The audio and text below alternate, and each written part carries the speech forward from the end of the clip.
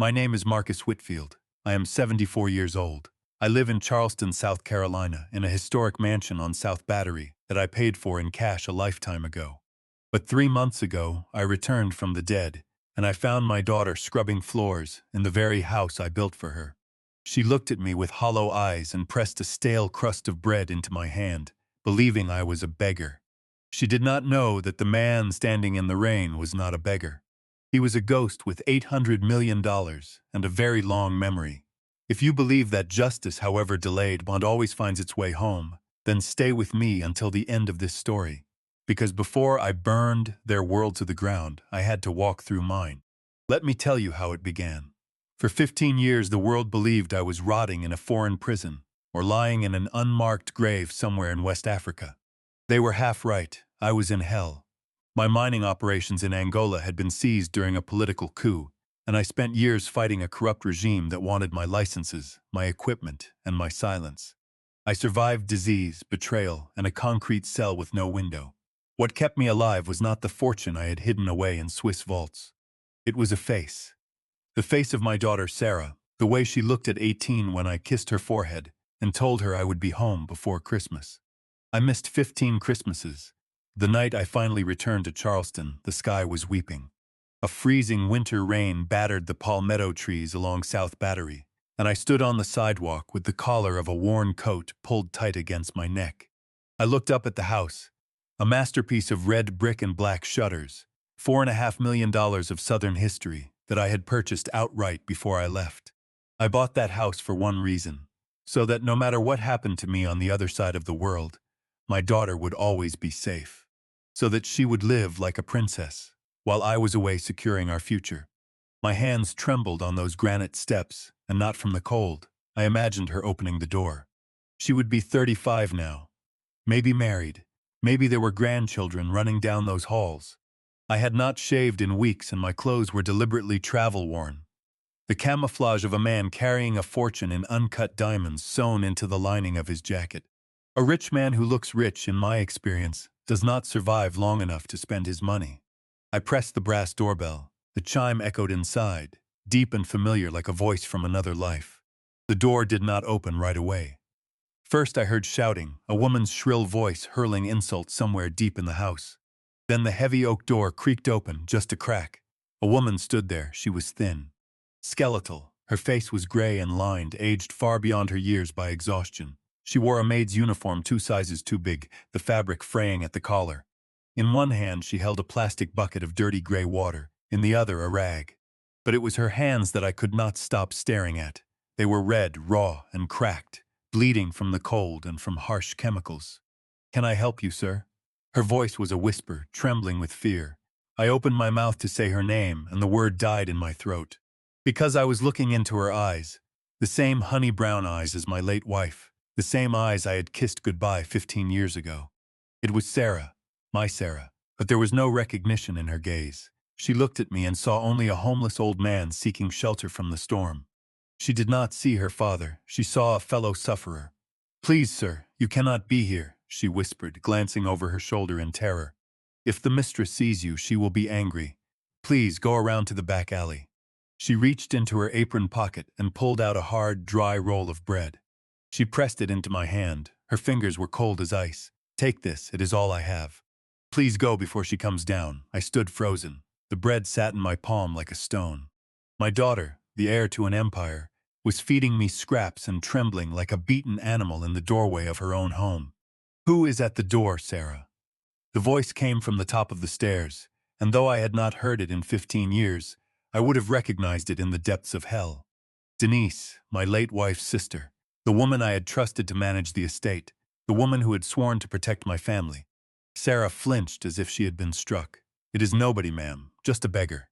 "I am sending him away." "A beggar?" Denise laughed, a sound like breaking glass, and descended the stairs. She was 65 but looked younger, courtesy of expensive surgeries and the soft life of a parasite. She wore a silk dressing gown that cost more than a car, and diamonds glittered on her fingers. "Let me see him. I do not want vagrants marking my property." She shoved the door wide, pushing Sarah aside with a look of pure disgust. Then she looked at me. I expected shock. I expected her to scream at the sight of a dead man on her porch. But Denise did not scream. She squinted, scanning my ragged beard, my cheap clothes, and then a slow, twisted smile spread across her face. Well, well, look what the tide washed up. She leaned against the door frame and crossed her arms. Marcus, I thought you would have died in a ditch by now. You know me, I said. My voice was rough, unused to English after so long. Know you, she scoffed. You look like a rat, Marcus, a dirty old rat. What are you doing here? Did you crawl out of some foreign prison just to come beg at my door? I looked at Sarah. She was staring at me, hands covering her mouth, eyes wide with confusion and horror. Father, she whispered. Then she shook her head violently. No, my father ran away. He is a criminal. He stole millions and left us to rot. Those words hit me harder than any blow I had taken in 15 years of captivity. This was the story Denise had spun. This was the poison she had fed my child, drop by drop, for a decade and a half. Denise laughed again, delighted by the pain on my face. You see, Marcus, even your own daughter knows what you are. A thief, a coward, and now a beggar. She stepped back and gestured with mock hospitality. Come in, don't stand in the rain. You are dirtying my porch. Come to the kitchen. I am feeling generous today. You get 5 minutes before I call the police. I stepped over the threshold of the house I had bought. Marble floors were polished to a mirror shine. The chandelier I had imported from Milan sparkled overhead, but the air was stale, expensive perfume laid over the stench of rot. In the living room, a fire crackled. A man lounged there with his feet on my coffee table, drinking my vintage scotch. Tyler, Denise's son. He was 38 now. He did not even look up as I passed. The kitchen was vast and cold. Denise perched on a stool at the island, looking down at me like a magistrate. Sarah stood in the corner, wringing the rag in her raw red hands, waiting for orders in her own house. So, Denise said, examining her manicure, you are alive. What a disappointment. I assume you want money. I want to know why my daughter is wearing a uniform, I said, my voice low. I want to know why she is scrubbing floors in the house I bought for her. Denise let out a sharp bark of laughter. You bought this house with stolen money, Marcus. When you fled the country, the government froze everything. The debts you left behind were astronomical. Lies, I had left 0 debts. I had left millions in an irrevocable trust. We lost everything because of you, she hissed, leaning forward. I used my own savings to save this house. I raised your daughter when you abandoned her. And she works to pay off the debt you left behind. She works because she is useless for anything else. No education, no skills, just like her father. I looked at Sarah. She was crying silently, tears cutting tracks through the grime on her cheeks. Is this true, Sarah? I asked. She nodded, jerky and scared. Aunt Denise saved us. She gave us a roof when you left us with nothing. I owe her everything. My hands curled into fists at my sides. The rage was a physical thing, a hot iron pressed against the inside of my chest. Denise had not merely stolen my money. She had stolen my daughter's mind. She had rewritten history, casting me as the villain and herself as the savior, while she enslaved my child under my own roof. I took a breath and forced my hands open. If I lost control now, I would go to prison for real, and Sarah would be lost forever. I needed to be smart. I needed to be the predator, not the prey. So I slumped my shoulders. I let my head hang. I put on the posture of a broken old man. I did not know, I stammered. I lost everything, Denise. The authorities overseas, they took it all. I have nothing. I only wanted to see her. Denise looked at me with pure contempt. Good. You are exactly where you belong. In the dirt. She reached into her purse, pulled out a money clip, peeled off $200 bills, and threw them on the floor at my feet. Here, take it. Consider it payment for disappearing. And if I ever see you near this house again, I will call the police and tell them the fugitive has returned. Who do you think they will believe? A respected member of Charleston society, or a ghost? Sarah made a small sound in the corner. Please, she whispered, just take it and go. Please. She was begging me to leave in order to save me. She thought she was protecting me from the police. Even now, after everything they had done to her, my daughter still had a heart. I bent down slowly. My knees cracked. I picked up the bills and I let the humiliation burn into my skin like a brand, because I intended to forge that burn into a weapon. Thank you, I mumbled. Now get out, Denise said, turning her back. Sarah, show him the service door. Then scrub this floor again. He tracked mud everywhere. Sarah led me to the back. The moment we were out of Denise's sight, she grabbed my hand. Her grip was surprisingly strong. Do not come back, she hissed, her eyes burning. She is not bluffing. She knows people, police, judges. They will lock you up and throw away the key. Why do you stay, Sarah? I asked quietly. Why do you let her treat you this way? A shadow crossed her face. It is not about me, she whispered. It is Nate, my son. Her voice broke on the word. Your grandson, he is 8. He has a heart condition. He has had it since he was born. Aunt Denise pays for his treatment. If I leave, if I stop working, he dies. And there it was, the final piece of the machine. They were not just holding her with a fabricated debt. They were holding her with a hostage. A sick little boy I had not even known existed. I wanted to hold her. I wanted to tell her I could buy the entire city block. I wanted to tell her her son's medicine would never again be a question in her life. But not yet. She was too terrified, too deep inside the story they had built around her. She would not believe me, or worse, she would panic and tip them off. I understand, I said. I will go.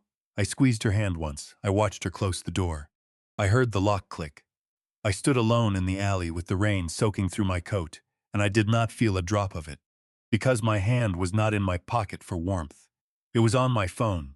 The phone linked to the small, military-grade listening device I had pressed under the lip of the kitchen island while I bent down to pick up those $200 bills.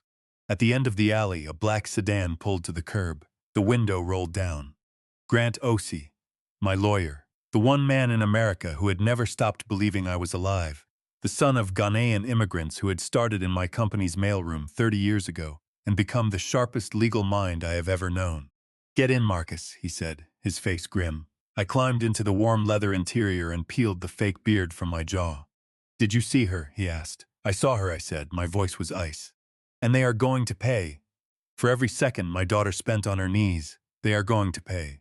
I opened the app connected to the bug in the kitchen. Drive, take me to the hotel. I have a war to plan. As the car pulled away, Denise's voice came through the speaker, crystal clear. Can you believe the nerve of him, Tyler? Coming here like a rat. The clink of a glass. Then Tyler's voice. Did he buy it, Mom? Hook, line, sinker. Denise laughed. He thinks he is still a wanted man. He has no idea the charges overseas collapsed years ago. And he certainly has no idea about the trust fund.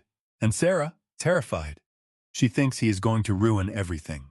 She will work twice as hard now, just to keep us happy, so we don't call the police on her precious daddy. Perfect, Tyler chuckled. Pour me another, Mom, to Marcus, the gift that keeps on giving. I stared out the window at the rain-streaked city. Laugh while you can, I whispered. Because I am not the man who left, I am the man who survived. That night, in the darkness of a hotel suite overlooking Charleston Harbor, the listening device gave me a window into hell. The feed crackled, heavy footsteps on marble, Tyler's arrogant gait, unmistakable even through a speaker. Then a door and my daughter's soft, terrified voice. Tyler, please, I need the money for the pharmacy. Nate is wheezing again, the inhaler is empty. I leaned forward, gripping the table until my knuckles went white. The clink of a bottle against a glass. Tyler was drinking. He was always drinking. You are always asking for something, Sarah. His voice was slurred, thick with expensive wine and cruelty. Money for food, money for clothes, now money for medicine. You are an expensive pet to keep. He is not a pet. He is your nephew. He is 8 years old and he cannot breathe. The prescription is $200. I will work extra hours. I will clean the cellar again. Please. A long, agonizing silence, then the sound of liquid splashing onto the floor. A wet, deliberate splatter. Oops, Tyler said, his tone mockingly innocent. Look at that, I spilled my Bordeaux. That is a $500 bottle, Sarah. A lot more than your little brat's medicine. A pause. Clean it up. The rustle of fabric. She was reaching for a towel. No, Tyler said. Not with a rag. What he demanded of her next I will not repeat in detail. I will only tell you that he made my daughter get down on the floor, on her hands and knees, and degrade herself in a way no human being should ever be degraded. And he laughed while she wept, and he told her that if she ever ran, if she ever hid, if she ever tried to leave, he would cut off the insurance and the medicine, and she could watch her little boy turn blue. I sat in that hotel room and I did not breathe. Grant's face had gone pale, his jaw set like stone. The rage in my veins was so pure it felt like ice. I wanted to drive to that house and tear Tyler apart with my bare hands. But if I did, I would save her for one night and lose the war. These people had to be destroyed completely, legally, financially, publicly, and permanently. Get the car, Grant, I said. My voice was a whisper, but it filled the room. Where are we going? To the hospital. I need to know exactly what leverage they have over her. I need to see this debt with my own eyes. We drove to the Medical University of South Carolina, the children's hospital where Nate had been treated his entire life. I walked into that lobby wearing a suit that cost more than most people earn in a year, leaning on a cane I did not need, with Grant beside me and his briefcase carried like a shield.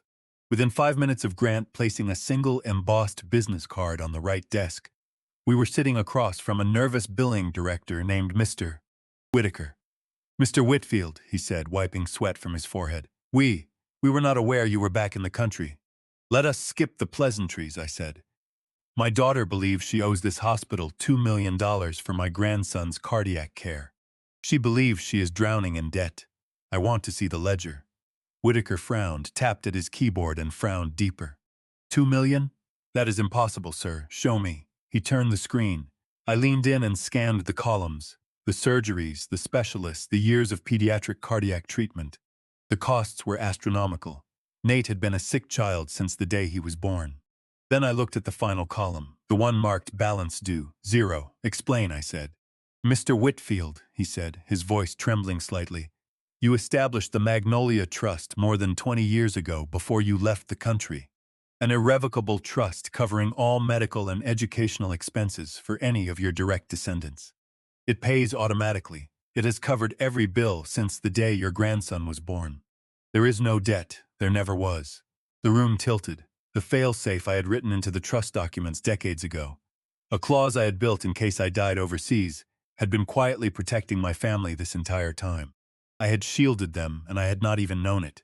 "Then why," I said slowly, my voice shaking with suppressed fury, "does my daughter believe she owes you millions? Why does she work like a slave to pay a debt that does not exist?" Whitaker pulled up a correspondence log. "We mail statements every month, sir, addressed to Sarah at the South Battery residence. Confirming payment, confirming a zero balance. Who signs for them?" He opened a digital file. Scanned images of certified mail receipts filled the screen. The signature on every single one was a scrawl I knew well. It was not Sarah's, it was Denise's. Every month for 8 years Denise had intercepted the truth. She had taken the statements showing a zero balance and destroyed them. And then she and Tyler had manufactured fake invoices, stamped in terrifying red ink. Overdue. Final Norter. They had built a paper monster to terrify a young mother. They had let her believe her son's life hung by a thread that only they could hold. A thread I had already paid for, 20 years in advance. "Can I see him?" I asked. "Is he here now?" "He is in the pediatric wing. Routine observation for his breathing. He is stable." They took me up. Through the observation window of room 304, I saw a small boy sitting up in bed, tubes in his nose, a monitor clipped to his finger. He was pale and small for his age, his chest rising and falling with a labored rhythm. He was reading a book about dinosaurs. He looked exactly like me at that age. The same stubborn jaw, the same dark hair. I pressed my palm against the glass. This was my blood. This was the boy Tyler had threatened to let suffocate. This was the leverage they had used to break my daughter. "Mail fraud," Grant said quietly beside me. "Wire fraud, extortion. This is decades in federal prison, Marcus." "It is not enough," I whispered. "They took 15 years of my life. They took my daughter's youth. They took this boy's peace." I turned from the window. "Do not tell Sarah yet." Grant looked at me, surprised. "You could free her tonight. If I tell her now, she will react. She will confront them. She will show our hand. And they will run, or they will hurt her before we can stop them. They still control the house. They still have access to her." I started toward the exit, my cane clicking on the linoleum. "I need them to feel safe. I need them to believe they have won. And I need Denise to do one more thing. One thing she cannot undo. In the meantime, hire private security for this floor, around the clock. If Tyler or Denise so much as looks at that boy wrong, they are stopped." Quietly. There was one more snake to visit before the trap could be set. The next morning I stood before the glass doors of Pierce & Whitcomb, the law firm that had once represented my entire empire. I went in as the beggar again, the coat that smelled of rain, the ragged beard, the shuffle of a man with nothing left. I needed one particular man to underestimate me one final time. Douglas Pierce had grown fat and bald in 15 years, and the suit straining against his gut had been paid for with a retainer I had once signed personally. He looked at me the way a man looks at a stain on his carpet. Marcus, he said, I heard rumors. I did not think they were true. I need help, Douglas, I said, letting my voice crack. Denise threw me out. You are my lawyer. I just want my pension, access to my old accounts. Enough for a small apartment. Maybe enough to help Sarah. He leaned back, lit a cigar, and took his time savoring his power over the man who used to sign his checks. There are no accounts, Marcus, he said softly, and there is no pension. You see, legally speaking, you do not exist. I feigned confusion. What do you mean? 5 years ago, we petitioned the probate court. In absentia for a decade, presumed dead, we held a lovely little funeral for you. Closed casket, obviously. He blew smoke at the ceiling. And when a man dies, Marcus, his estate transfers. Since your daughter was, let us say, incapacitated by grief and financial incompetence, Denise graciously stepped in. The estate paperwork moved the house into her name. To protect the asset. To protect it, I repeated. You gave my house to her. We saved it, he corrected. From the government. From creditors. From your daughter, who would have spent it all on. Well, she is not exactly bright, is she? He stood, walked around the desk, and loomed over me. Who is going to believe you, Marcus? Me, a senior partner at one of Charleston's top firms? Or a dirty old man claiming to be a mining tycoon back from the grave? You have no identification, you have no money, you are a ghost, and ghosts do not own property. He opened the door. Get out, and do yourself a favor, leave town. Denise is not as nice as I am. I shuffled out past the receptionist, out of the building, around the corner, and then I straightened my spine. The tremble left my hands. I pulled the recorder from my pocket. Every word he had spoken was captured. But a confession of the scheme was not enough. I needed the conspiracy, the link between them, in their own voices. So I put in my earpiece and waited, because I knew what a coward and a gossip like Douglas Pierce would do the moment I left. The adhesive microphone I had pressed under his chair while pretending to struggle into my seat went live. A phone dialing, then Denise, what is it, Douglas? I am busy preparing for the gala. He was here, Marcus. He came to my office. I told you he was back. Did he ask about the deed? He begged for money. Pierce laughed, his nerves dissolving into arrogance. He looks terrible, Denise, like a homeless bum. He has no idea about the trust or the transfer. I told him he was legally dead. You should have seen his face. Did he threaten legal action? With what money? He cannot afford a shave, let alone a retainer. Relax, the paperwork is airtight. I prepared the death documentation myself, remember? The probate filings, the estate transfer. Your signatures looked better than the real thing. The coroner's office owes me favors. Good, Denise said. He is just a nuisance. But keep an eye on him, and make sure the paperwork for the sale is ready for tomorrow. Once we land a cash buyer, we take the money and disappear before anyone asks questions. The papers are ready. Just get the girl to sign the waiver. Threaten the kid again if you have to. Done. See you tonight, Douglas. The line went dead. I stood on that busy sidewalk, invisible in my dirty coat, while Charleston rushed past a volcano about to erupt. I had it all now. The forged death record, the fraudulent probate transfer, the conspiracy, the planned sale, the blackmail of my own daughter, spoken aloud and recorded. Pierce thought I was broken. He thought I was walking away. I was not walking away. I was going to get a bigger hammer. I dialed Grant from the cab. It is done. I have the recording. He admitted to forging the death documentation and the estate transfer. That is 20 years in federal prison for him, Grant said, his voice satisfyingly grim. Do we move now? Not yet. They want to sell the house tomorrow. They are desperate for cash. So let us give them exactly what they want. Set up the shell company, Grant. Make them an offer they cannot refuse. $8 million cash, closing in 48 hours. I want them so blinded by greed that they sign their own confessions. And attach one condition. The buyer requires a notarized waiver of inheritance from the previous owner's direct heir. They will need Sarah's signature. You are playing a dangerous game, Marcus. I am not playing, Grant. I am hunting. That night, Denise held a gala, a charity gala, a banner over my fireplace reading the Caldweltation for underprivileged children, while she enslaved her own niece under the same roof. The irony tasted like bile. I shaved the beard. I slipped in through the service entrance as part of the catering team Grant had arranged, carrying a silver tray of champagne through the house I owned. Servants are invisible to people like Denise's guests. They see the tray, not the man holding it. That invisibility was my armor. And then I saw her, Sarah, Not in the maid's uniform, in something worse.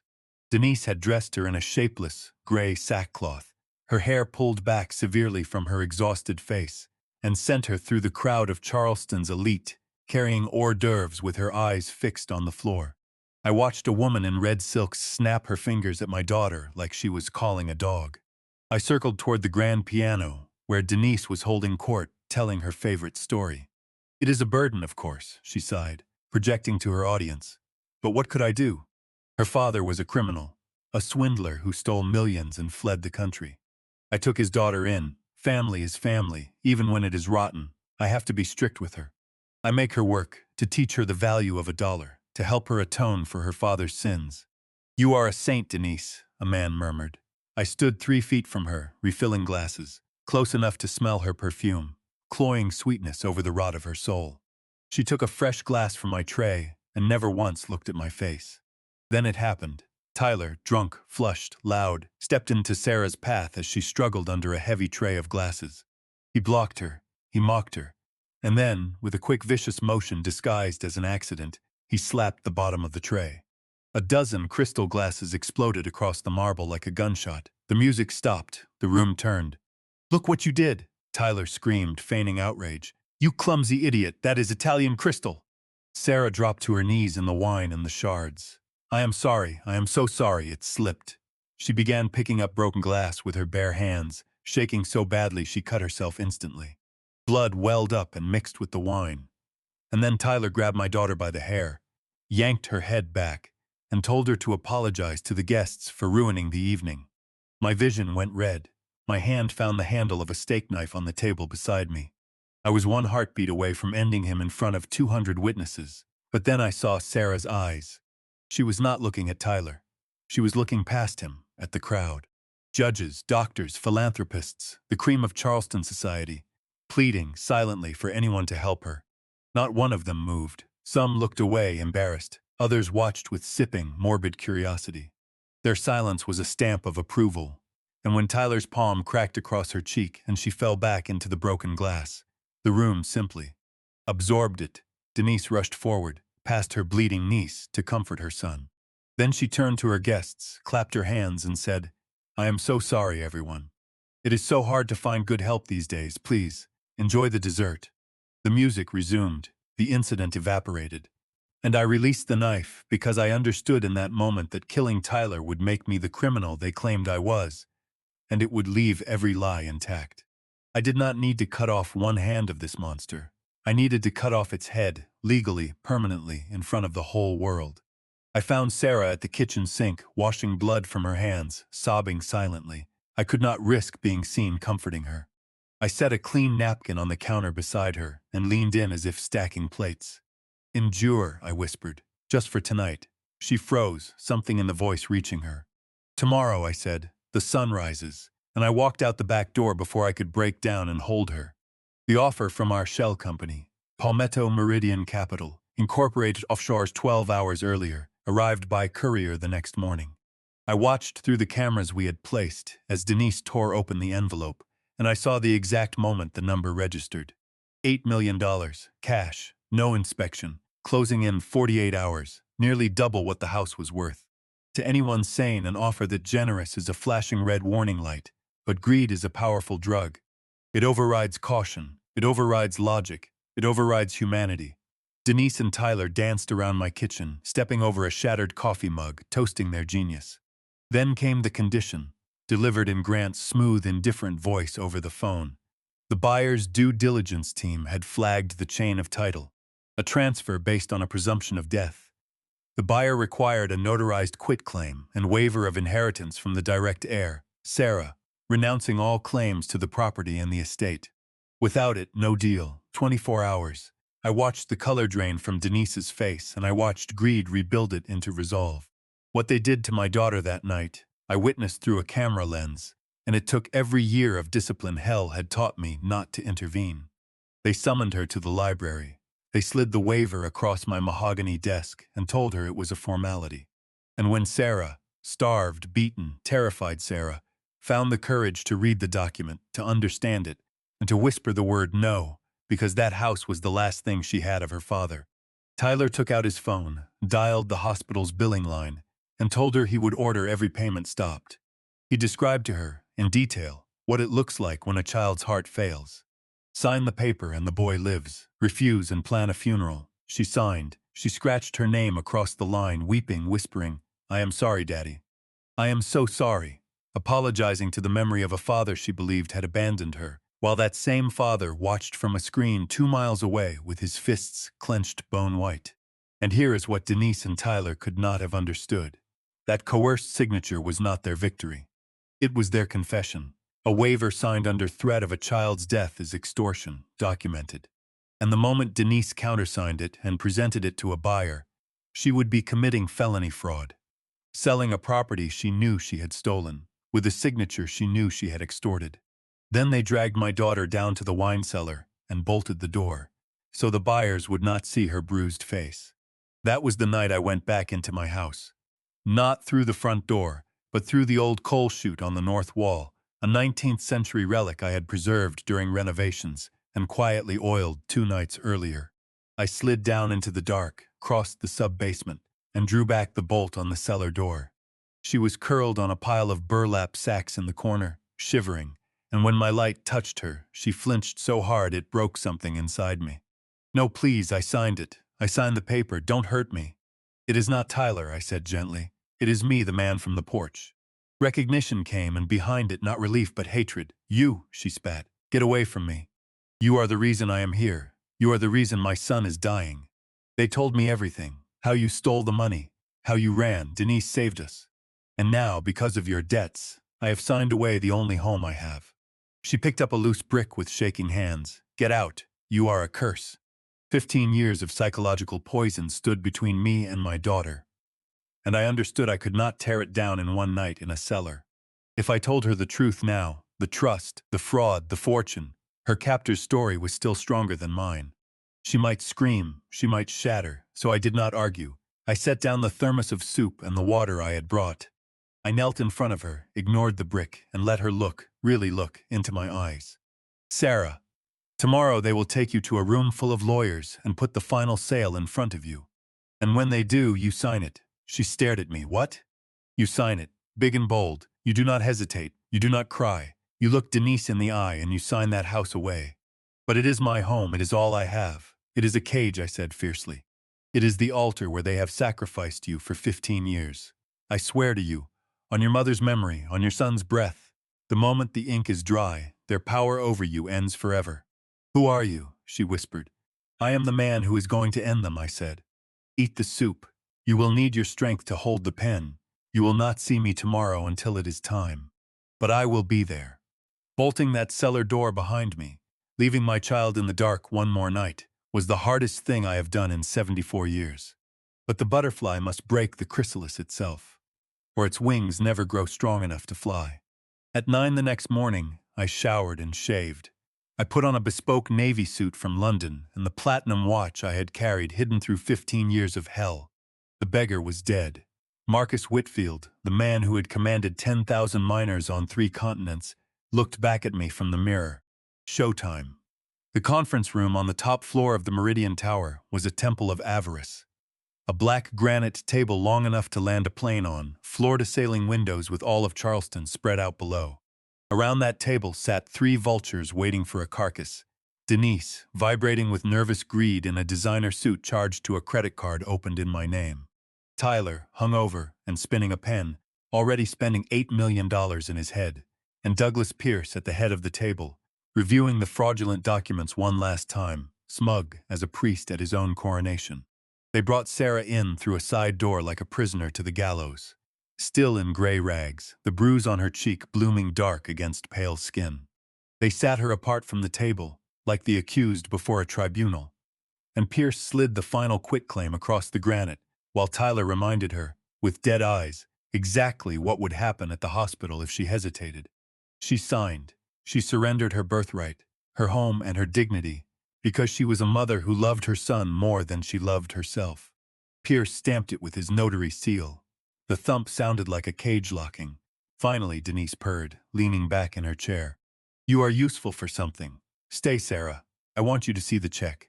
I want you to know exactly what you are worth." Nothing. Where is the buyer? Tyler asked, checking his watch. It is noon. I put my phone in my pocket. I straightened my cufflinks. I nodded to the two men beside me, my security detail, both former special operations, and they opened the double mahogany doors. I walked in. I did not walk in like a beggar. I did not walk in like a ghost. I walked in like a man who owned the building, the city, and the oxygen they were breathing. Confusion first. They were expecting a team of strangers in suits. Instead, they saw an old man, and then they looked closer. I watched Denise's brain reject what her eyes were telling her, because the face was the beggar's face. But this man wore a suit worth more than her car and radiated something the beggar never had. Marcus, she whispered. Sarah rose halfway from her chair and her legs gave out. Daddy, she breathed, and the word hit the room like a grenade. Shut up, Sarah. Denise slammed the table, hysteria cracking her voice. He is not your father. He is a con artist, a homeless bum in a stolen suit. She came around the table, marching at me, hand rising to slap my face exactly the way her son had slapped my daughter's. I caught her wrist. I did not squeeze, I did not twist. I simply held it, iron still, and let her look into my eyes until the delusion cracked and she saw the truth. I am the buyer, I said quietly, and my voice carried to every corner of the room. I am Palmetto Meridian Capital. I released her with a shove and opened my briefcase onto the granite.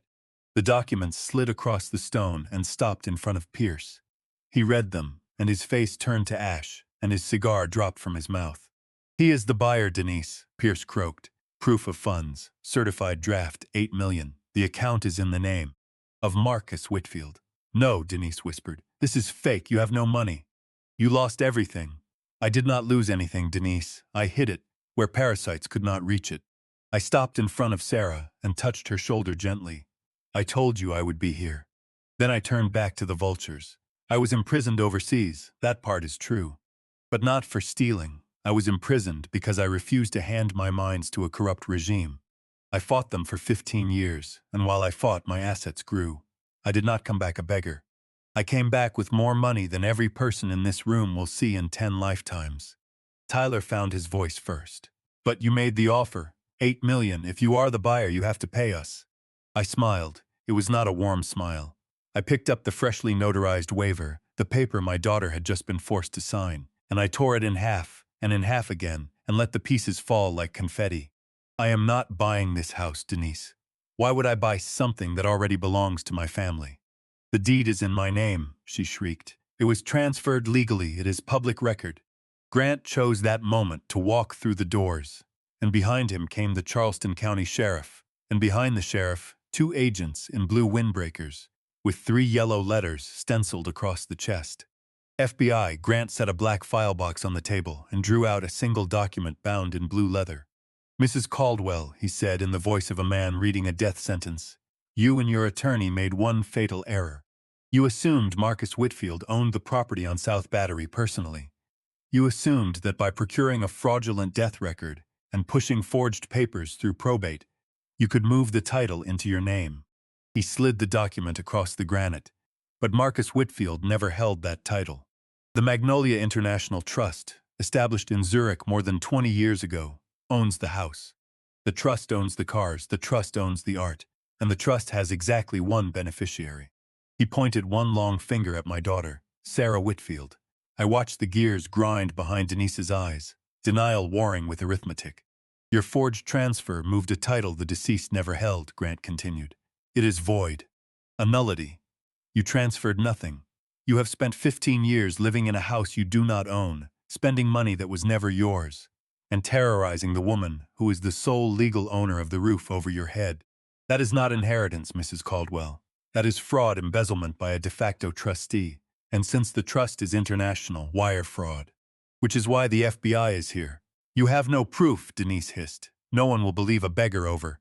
Beggars have ears, I said, and I set the recorder on the black granite and pressed play. Tyler's voice filled the room, slurred, arrogant, unmistakable, spilling the wine, giving the order no human being should ever give another. I watched the FBI agent stiffen. I watched the sheriff's jaw turn to stone. I let it play. Then I skipped forward, Denise screaming at Sarah to sign. Tyler dialing the hospital, threatening to pull the plug on a sick 8-year-old. Then Pierce's office. I prepared the death documentation myself, remember? Your signatures looked better than the real thing. Pierce broke first, the way cowards always do. It was her idea, he blurted, jabbing a shaking finger at Denise. She blackmailed me. She knew about my gambling debts. She forced me. You took 50%, you greedy pig. Denise lunged across the table at him, and for one glorious moment the conspirators tore at each other like rats in a flooding cellar, confessing everything, in front of 2 federal agents and a county sheriff. And there was more. Grant opened a red folder and laid a bank ledger in front of Denise. A wire transfer log, 180 identical entries, the first of every month for 15 years. $20,000 a month from the trust labeled, "For the care and maintenance of Sarah Whitfield." $3.6 million, Denise, I said, and I stopped fighting to keep my voice level. You screamed that you sacrificed your savings to raise her. The trust paid you $3.6 million to care for my daughter. And you dressed her in rags. You starved her. You told the world she was a burden while you carved up your face with her money. And every dollar of it undeclared. Grant smiled his thin, predatory smile and said one 3-letter word, arse. Denise flinched as if struck. The logs went to them this morning. Tax evasion. Money laundering. They are freezing everything as we speak. Tyler chose that moment to snap. He came off the wall screaming that I had ruined everything, and he charged, not at the police, at me, a 74-year-old man. He never got there. Deshaun Carter, 6'4", a former Special Forces calm, stepped into his path, redirected his clumsy swing, and put him face down on the marble in under 2 seconds. Tyler wept into the floor he had once ruled. I crouched beside him. My knees cracked and I did not care, and I said very quietly, "Remember the wine, Tyler. Remember what you made her do? You thought you were a god with the power of life and death. You are not a god. You are an inmate, and where you are going, you will learn what it feels like to be the one on the floor." Grant read the charges like a litany: fraud, wire fraud, extortion, coerced labor, assault documented before 100 witnesses at the gala, and the one that made Tyler hyperventilate, using a child's medical care as an instrument of coercion. The district attorney, Grant noted pleasantly, does not like people who threaten sick children, and was discussing consecutive sentences, not concurrent. They cuffed Pierce first, then Tyler, screaming for his mother, who did not move and could not speak, and then Denise. Before the sheriff took her, the civil forfeiture order came out. Every diamond on her fingers, the necklace, the watch, all of it purchased with stolen trust money, all of it legally Sarah's. Piece by piece, that woman stripped off her armor and dropped it into an evidence bag, and with every ring she seemed to shrink, until the terrifying mistress of South Battery was just a small gray thief in stocking feet. She looked at me one last time. "I raised her," she whispered. "You did not raise her," I said. "You fed off her, and the host has finally cut you off." I took 2 crumpled $100 bills from my pocket, her bills, and dropped them on the table in front of her. "Keep it. You will need it for the prison commissary." They walked her out. Sarah watched the woman who had terrorized her for 15 years shuffle away in handcuffs. And when the door closed, the silence that followed was not heavy anymore. It was clean, the silence of a storm that has finally blown itself out. I took my daughter's hands, rough, calloused, warm, and I said, "It is over." She collapsed into my arms and sobbed from the bottom of her soul, and I held her thin frame and whispered into her hair, "I have you. I have you. Nobody will ever hurt you again." Then I looked at Grant over her shoulder. "Get the car. We have a boy to meet." 1 week later, the house on South Battery had been scrubbed of every trace of the parasites. Denise and Tyler sat in the Al Cannon Detention Center. The judge, disgusted by the evidence involving Nate, had denied bail entirely. Pierce was cooperating frantically with federal prosecutors, which would save him nothing. I stood in the library watching a medical transport team gently lift my grandson onto a gurney. Nate was sleeping without pain, for perhaps the first time in his life. The cardiologists at Musi had stabilized him, but the real work would begin in Switzerland, at the University Children's Hospital in Zurich, where the finest pediatric cardiac team in the world had a bed waiting. I had chartered a flying ICU to take us there that night. Sarah stood by the French doors in a simple white dress, looking out at the city. The bruises on her face were fading to yellow. The bruises underneath would take longer. "Daddy," she said quietly without turning, "why did you wait? Why did it take 15 years? Why did I have to scrub floors? Why did Nate have to suffer?" The question hung in the air, fragile and sharp, and I did not insult her with excuses. I stood beside her and took her hand. I did not wait, Sarah. I fought every single day for 15 years to get back to you. I was buried under a mountain of enemies, and it took me a long time to dig my way out. But none of that erases what you lived through. I was not here to protect you. I failed you, and I am so sorry. She turned to me then, eyes wet but clear. You came back, she said. In the end, you came back. I put my hands on her shoulders. Listen to me and believe it. I missed 15 years. I cannot buy them back. No amount of money on this earth can buy back time. But from this moment forward, if anyone touches you, if anyone looks at you or your son with anything less than respect, I will bring their whole world down. You are not a maid. You are not a victim. You are a Whitfield, and we protect our own. I took from my pocket the waiver she had signed under threat of her son's life. The paper that said she was nothing, taped back together for this one purpose. You signed this to save Nate, I said. You were willing to give up everything for him. That makes you stronger than I have ever been. And I tore it apart, again and again, and opened my hand and let the pieces drift to the floor like snow. What about the house? She asked, looking around the room. Sell it, keep it. Burn it down for all I care. It is brick and mortar. We are going to build a real home, Sarah, one without ghosts. But first, I put my arm around her shoulders and guided her toward the door, where the medics waited with her sleeping son. We are going to Zurich to fix that little boy's heart. And then you can come back and rule your kingdom. We walked out of the darkness together. I did not look back. I did not need to. The past was dead. The future was waiting, and it was going to be magnificent. I am an old man now, and old men are supposed to hand down what they have learned. So let me leave you with what those 15 years taught me, lessons that cost me more than any man should pay for an education. The most dangerous enemies are rarely strangers. They are the ones sitting at your dinner table, holding your keys, signing for your mail. Denise did not defeat my family with violence. She defeated it with a story.